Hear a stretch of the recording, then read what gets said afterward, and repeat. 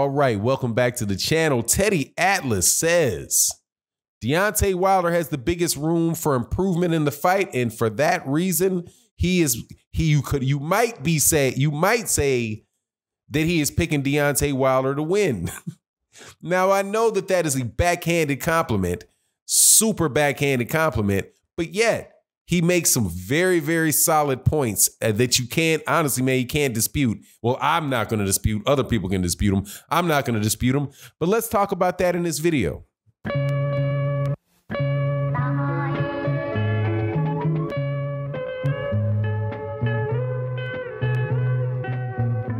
All right, welcome back to the channel. Hit the subscribe button, hit the like button. Thank you for all the members that join. Thank you to everybody on the Patreon page. Thank you to everybody that comes by the live streams Monday through Friday and OG Boxing Talk on Sunday. Make sure you're there this Sunday at 8 a.m. 8 a.m. Central Standard Time. And also Patreons, look, we got the first we got the new structure for the Patreon rolling out. So, keep your eye out for that. Let's get into this. All right, Teddy Atlas, who is known to talk out the side of his neck more than a little bit, right? Famous for screaming and yelling and all kind of acts of buffoonery over on ESPN. But the guy definitely does know the sport of boxing. Without a doubt, the guy knows the sport of boxing. Many, many years, for me, he was somebody that I could always rely on to tell me what was on his mind. And you got to respect somebody that is going to tell you what's on their mind. Yeah, you might not always agree with what's on their mind. You might have a reason. You might have a suspicion that there's a reason that his mind formulated those conclusions in the fashion that they did.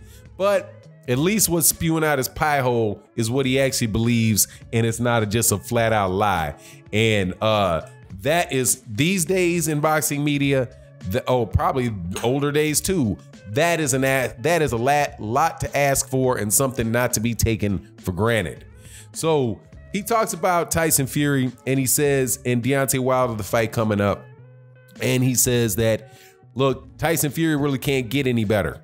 He fought as good a fight as he could possibly fight, and that's what it is. Other than some mistakes in round 9 and round 12, he fought the best that he could fight. He did what he's supposed to. That's what he's going to do. That's the best he can do.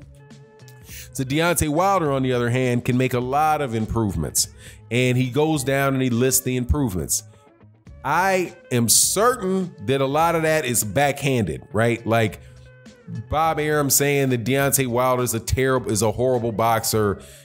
There are trainers, people are trainers, and look for people to fight in a cookie cutter type of way, right? And the reason that I say that is because if they're doing things that you've seen before and you know are effective, those things are easily recognizable.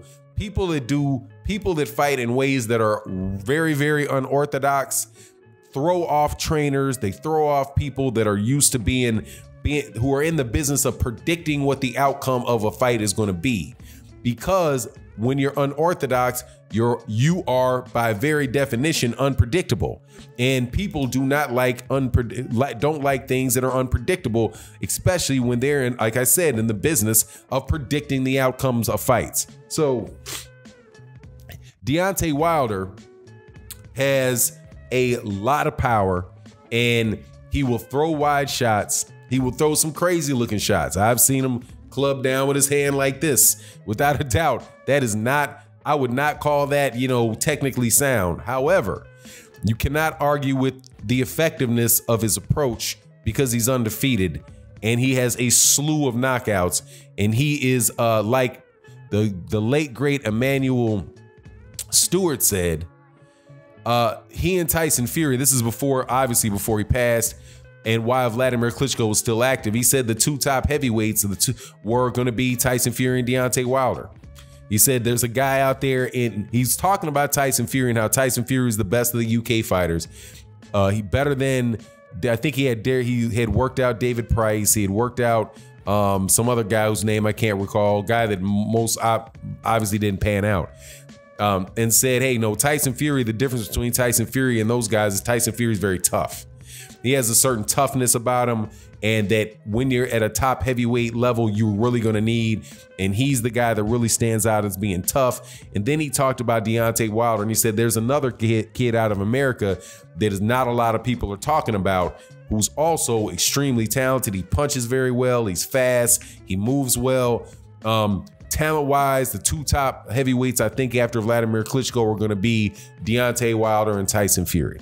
So clearly the great Emmanuel Stewart, who, as far as trainers of heavyweights over the last, probably since the, the mid-90s, the mid-90s, was considered the top guy.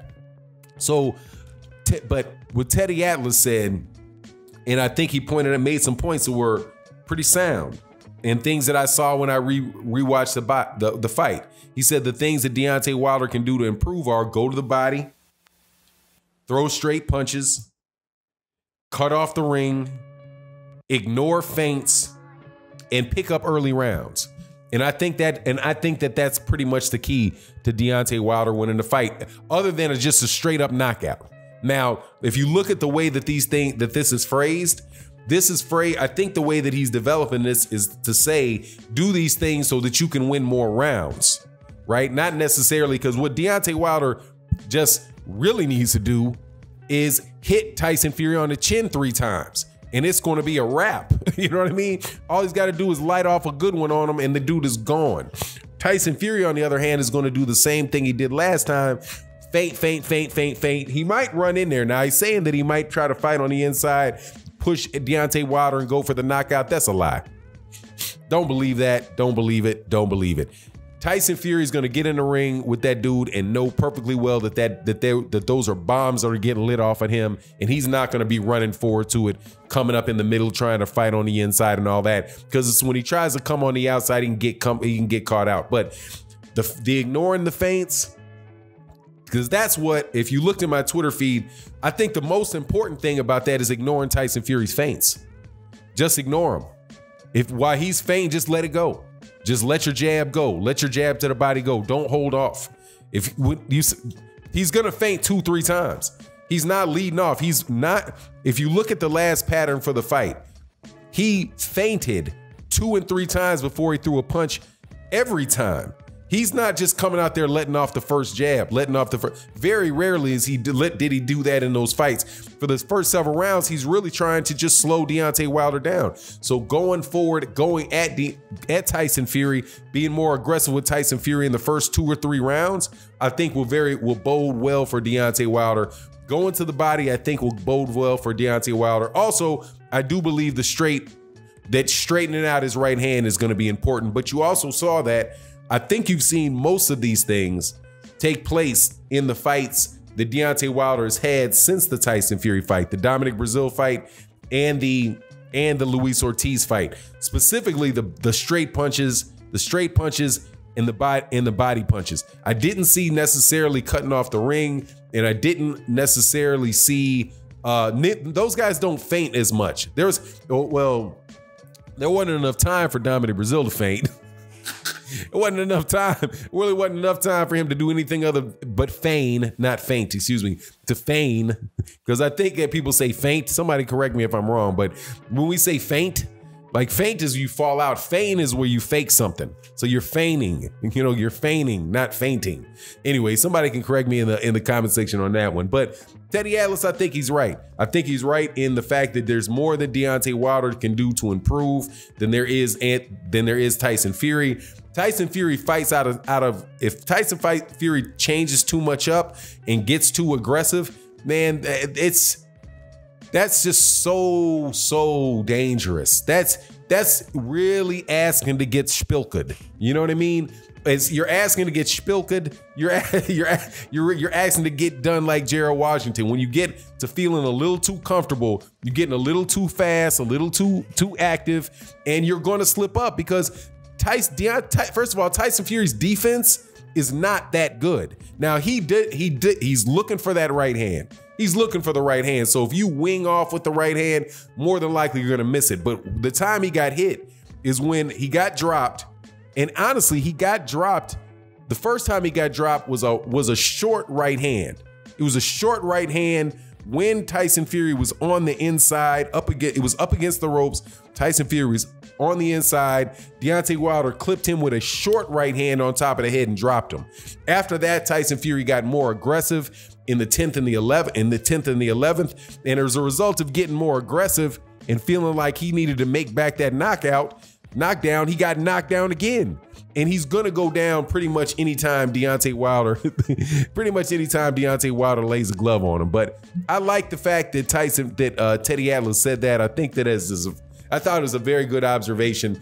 Only real beef that I have with Teddy Atlas, man, Teddy Atlas acted a fool in the face of Lomachenko and Terrence Crawford and Andre Ward. I think that's the last time he said something where I was like, wow, man, you're really out there bugging. But this time I think that he made valid points, but at the same time, I do think it's a backhanded compliment because it's almost implying like there's so many things wrong with Deontay Wilder that he could improve a lot of those things. But at the same time, it's true. I mean, I can't lie. That sounds like it makes sense to me. Anyway, it is what it is. You let me know what you think in the comment section. And with that, we're out. Peace.